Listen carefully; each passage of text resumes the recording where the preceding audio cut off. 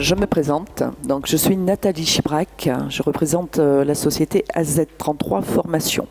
Vous me trouverez au pôle création d'entreprise. Vous me verrez là-bas, il y a un stand avec un kakémono, avec un zèbre toutes les couleurs, qui vous dit quoi? Il vous dit oser. Osez quoi? Osez créer votre propre emploi.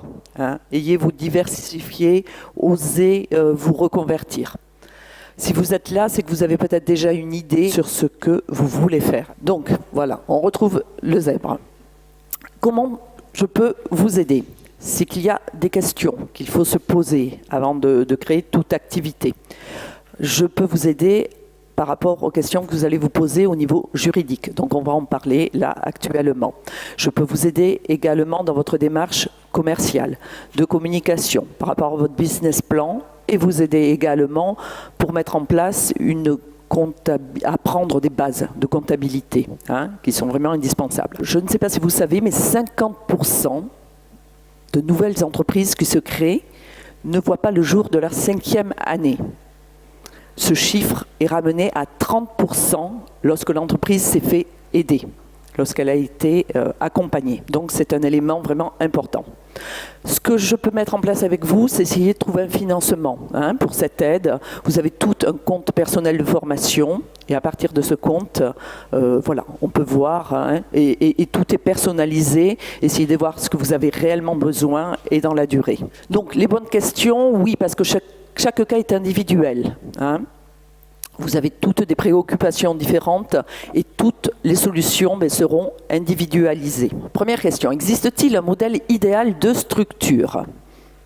Je dirais non. En fin de compte, il en existe plusieurs.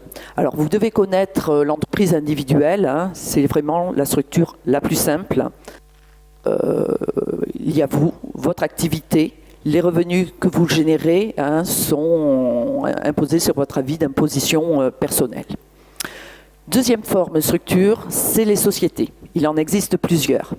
Ces sociétés, il y a des actions, des parts sociales qui vous permettent d'avoir des dividendes. Donc c'est une structure un petit peu plus complexe, mais qui peut protéger.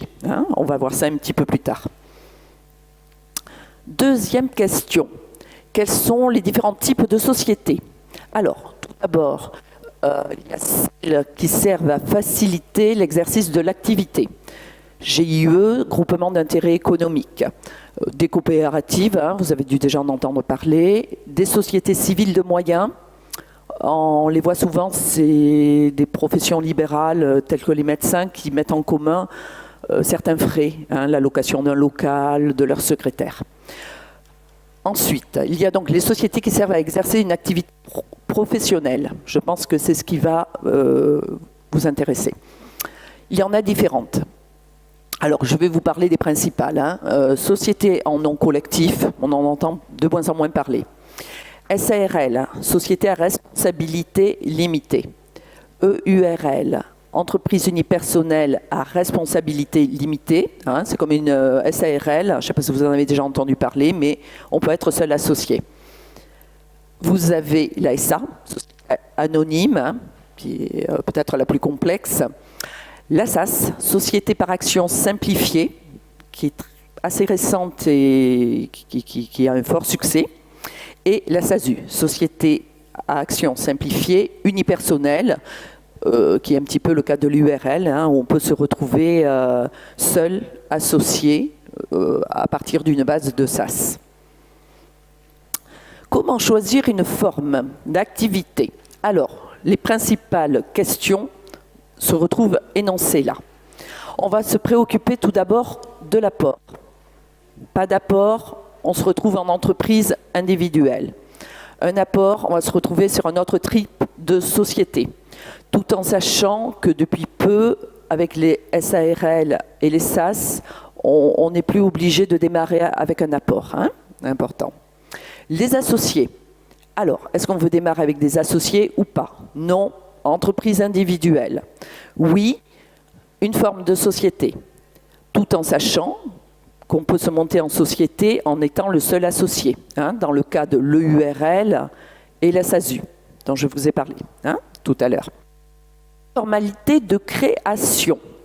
Alors, en général, elles sont très simplifiées pour l'entrepreneur individuel. Tout dépend le métier, hein. Soit c'est la chambre de métier, chambre de commerce, c'est très vite fait. Quand on est en société, il va falloir se faire accompagner parce qu'il y a des statuts à établir et des choses vraiment à vérifier. C'est un petit peu plus lourd. La protection du patrimoine, donc ça c'est très important. Donc en général, on se met en société à responsabilité limitée, SA ou en SAS, en se disant que en cas de faillite de l'entreprise, hein, on n'est jamais à l'abri hein, d'un problème. En cas de faillite, on ne peut perdre que notre apport.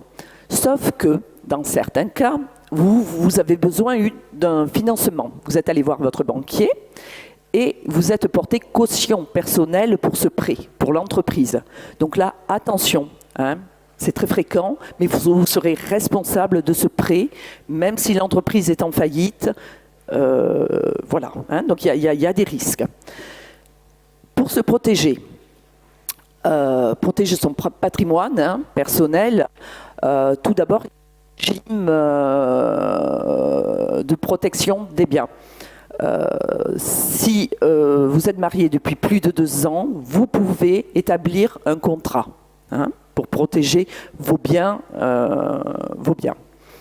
Il y a aussi la déclaration d'insaisissabilité.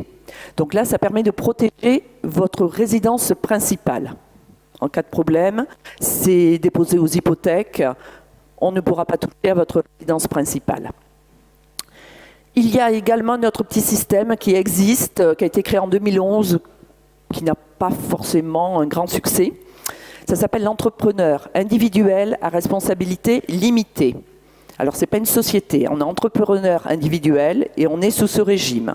Ce régime permet de faire une petite déclaration des biens qui vont servir à l'activité. Donc, en cas de problème, seuls ces biens-là pourront être touchés. Ça se fait très rapidement par un expert comptable. En fonction du montant ou des biens, c'est fait par un notaire, hein, s'il y a des biens immobiliers, par exemple. Ensuite, le statut social. Donc, ce statut social, c'est très important. Si vous êtes entrepreneur individuel, vous allez vous retrouver à cotiser ce qu'on appelait donc le RSI, hein, mais qui existe toujours, hein, sauf que les sommes sont récoltées par l'URSSAF, mais le système n'a pas bougé. Au niveau protection, il est bien de prendre des assurances complémentaires pour se protéger en cas de maladie, longue maladie. Hein. Il y a un système de base lorsqu'on adhère qui s'appelle le microfiscal social, qui est intéressant par contre par le fait que tant que vous ne percevez pas de revenus, vous n'avez pas de charges à payer. Et il y a une petite solution aussi quand vous êtes auto-entrepreneur, le portage salarial. Hein, je sais que vous avez là 2 sociétés, allez voir, vous avez un statut de salarié tout en étant en individuel. Hein, très intéressant. Ensuite, si on se met en société, l'avantage, c'est de pouvoir être assimilé salarié. Je dis bien assimilé, parce qu'en tant qu'associé d'une société, vous n'aurez pas forcément droit au chômage, parce qu'ils vous diront que vous n'êtes pas un salarié lambda et que vous avez des parts dans l'entreprise. Pour être assimilé salarié, donc pour avoir un bulletin de salaire, hein, il faut être, alors dans une SARL, SA ou SAS, il faut être gérant minoritaire ou égalitaire. Si on est majoritaire, on ne pourra pas être salarié. Qu'est-ce qu'il y a également où il faut faire attention? Si vous êtes 2 associés, l'époux, la femme, voilà, tous les 2 à 50-50, ils vont considérer que vous n'êtes pas égalitaire. Du fait que c'est votre époux, vous allez passer en majoritaire et vous ne pourrez pas être salarié, même si vous êtes en séparation de biens. Hein, voilà. Ensuite, il faut penser à l'évolution de la société. Si vous avez vraiment envie de faire entrer plus tard des associés, d'évoluer financièrement. Je pense qu'il faut vraiment opter beaucoup plus pour la SAS. C'est une société qui a vraiment le vent en poupe en ce moment et qui permet vraiment d'évoluer et qui rassure les financiers et les investisseurs. Attention aussi, quand on est en entreprise, entrepreneur individuel, ça peut évoluer en fonction du chiffre d'affaires. Donc il y a des seuils, ils ont été réévalués en janvier. Et ces seuils, voilà, si vous les dépassez, vous allez passer en réel et vous aurez certains avantages que vous n'aurez plus. Formation minimum, oui, pour monter son activité, oui, je dirais qu'il faut partir. Alors vous avez peut-être un savoir-faire, un métier, mais vous avez d'autres choses, d'autres compétences qu'il faut savoir développer. Je dirais qu'il est important aussi de voir un minimum de base commerciale et de comptabilité pour vous permettre de savoir ce que c'est que la TVA. Voilà, même si vous avez un expert comptable ou un centre de gestion agréé qui vous aide, il faut savoir de quoi vous parlez pour la pérennité de votre entreprise. Je pense que c'est assez important. Je peux mettre à votre disposition sur mon stand, vous pouvez venir me voir, me laisser votre mail, je pourrai vous faire passer un petit récap de tout ce qui est société, avec leurs avantages, plutôt le type d'apport qu'il faut, le nombre d'associés, tous ces petits récaps. Hein? Voilà, n'hésitez pas. En conclusion, je dirais qu'à l'origine de toute réussite, il y a le fait d'avoir osé, mais également celui de s'être fait accompagner et aider. Voilà. Je vous remercie.